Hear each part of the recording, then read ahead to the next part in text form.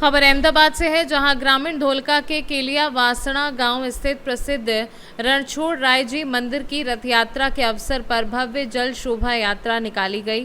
केलिया वासणा रणछोड़राय जी मंदिर में काली कुंड जैन मंदिर से 108 कलश के साथ ढोल नगाड़ों के साथ भव्य जल यात्रा निकाली गई। जल यात्रा की शुरुआत ढोलका विधायक किरीट सिंह ढाबी द्वारा गंगा पूजन कर 108 कलशों के साथ की गई। इस जल यात्रा में बड़ी संख्या में भक्तों ने हिस्सा लिया और पूरा माहौल भक्तिमय बना दिया। 27 जून 2025 को होने वाली भव्य रथ यात्रा के क्रम में आज काली कुंड से गंगा जल से भरे 108 कलश लाए गए तथा भगवान जगन्नाथ जी, बलराम जी और सुभद्रा जी पर जलाभिषेक किया गया। वहीं 25 जून को भगवान जगन्नाथ की भव्य शोभा यात्रा निकाली जाएगी तथा 27 जून को भव्य रथ यात्रा निकाली जाएगी। जय रणछोड़। धोलका केलियावासणा गामे श्री रणछोड़राय मंदिરના દ્વારા આયોજિત આગામી આ ચતુર્થ રથયાત્રા તારીખ 27 જૂન 2025ના રોજ આરંભ થઈ રહેલી છે। રથયાત્રા વિશે થોડી ચર્ચા કરીએ। વેદોમાં, પુરાણોમાં, શાસ્ત્રોમાં, ઉપનિષદોમાં ભગવાનની યાત્રાઓના ઘણા જ વર્ણનો છે, પણ રથયાત્રા વિશે એવું કહેવાય કે શ્રી રાધાજીએ એક વખત પ્રભુને નિમંત્રણ આપ્યું કે પ્રભુ વૃંદાવનમાં પધરામણી કરો, અમારી અપેક્ષા છે, અમે સૌ તમારા દર્શન કરીએ।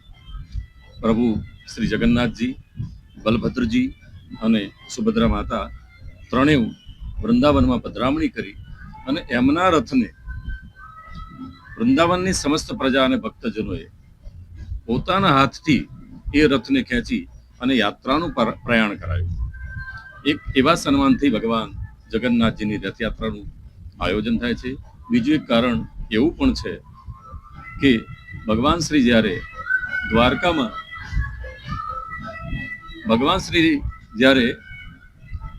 ગોકુળ અને મથુરામાં જ્યારે નિવાસ કરતા, વૃંદાવનમાં ભગવાન નિવાસ કરતા, અક્રૂરજી દ્વારા એમને તેડાવવામાં આવ્યા અને કંસ દ્વારા આમંત્રણ મળ્યું, એટલે અક્રૂરજી એમને તેડીને લઈ આવ્યા અને એ રથમાં મથુરામાં ભગવાનની રથયાત્રા થયેલી। એક એ સન્માનથી પણ ભગવાનની રથયાત્રા થાય છે।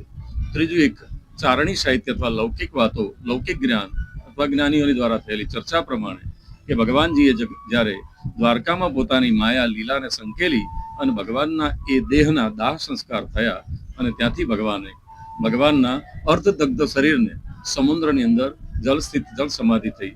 એ ભગવાનના શરીર સમુદ્રમાં ધીરે ધીરે પ્રયાણ યાત્રા કરતા અત્યારનું જગન્નાથપુરી મંદિર ધામ છે ત્યાં પહોંચ્યા અને ત્યાંના રાજાએ પરમાત્માને ત્યાંથી બહાર કાઢી અને જે લાકડાના રથ સાથે અથવા જે લાકડા સાથે ભગવાન તરતા આવ્યા હતા ભગવાનના દેહ, એના દ્વારા રથ નિર્માણ કરી અને ભગવાન જગન્નાથજી, બલભદ્રજી અને સુભદ્રાજીને બેસાડી અને રથમાં રથયાત્રા કરી। આમ શાસ્ત્રો અને પુરાણોમાં સ્કંદ પુરાણ છે, વામન પુરાણ છે, વિષ્ણુ પુરાણ છે, ભાગવત પુરાણ, તે જુદા જુદા વર્ણનો ભગવાનની રથયાત્રાના છે, પણ મૂળ એક જ કારણ કે ભગવાનની ભક્તિ, ભગવાનની શ્રદ્ધા અને ભગવાન તરફ ભાવનો વધારો એ જ આપણી આ રથયાત્રા છે। જીવનના રથને ભગવાન બધાનો સારો ચલવે એવા ભાવથી જય જગન્નાથ। જય રણછોડ। શ્રી રણછોડરાયજી મંદિર, કેલિયાવાસણા, તાલુકો ધોળકા, જિલ્લો અમદાવાદ। જગન્નાથ ભગવાનની આ ચોથી રથયાત્રા શ્રી રણછોડરાયજી મંદિરથી પ્રસ્થાન થશે।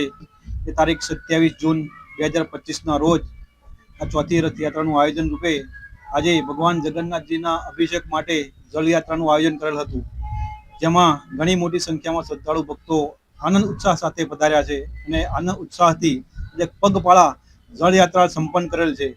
તારીખ 25 જૂનના રોજ સારથીનગર સોસાયટી કલીકુંડથી ભગવાન જગન્નાથજીનું મામેરું ભરવામાં આવશે, જે આંબલેરા ગામના શ્રી ભરવાડ સમાજ તરફથી આયોજન કરેલ છે અને તારીખ 27 જૂનના રોજ રથયાત્રા યોજાનાર છે। તો દરેક શ્રદ્ધાળુ ભક્તોને નમ્ર વિનંતી, પધારો, આ ભગવાન જગन्नाथ ની રથયાત્રામાં આનંદ उत्साह पधारो। जय रणछोड़। अहमदाबाद से सी न्यूज़ संवाददाता यज्ञेश गोस्वामी की रिपोर्ट।